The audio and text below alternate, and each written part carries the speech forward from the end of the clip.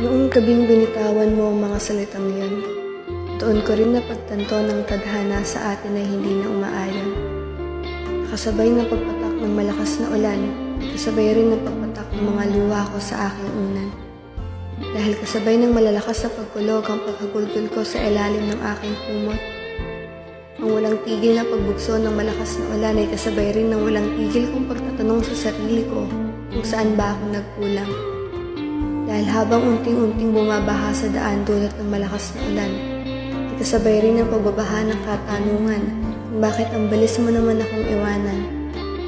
Dahil tulad ng ulan, hindi ko naman inaasahan na darating ka sa mga oras na wala akong masisilungan.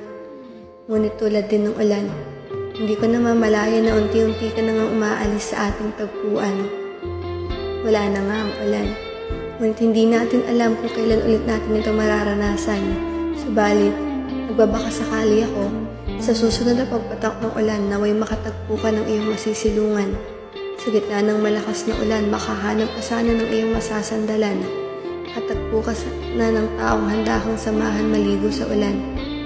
Kung sakaling dumating na ang panahon, natuluyan namang maghilom ang mga sugat na dulot ng ulan. Naway wag mo nang balikan ang naging dahilan at magpatuloy ka na lang sa tinahak mong daan.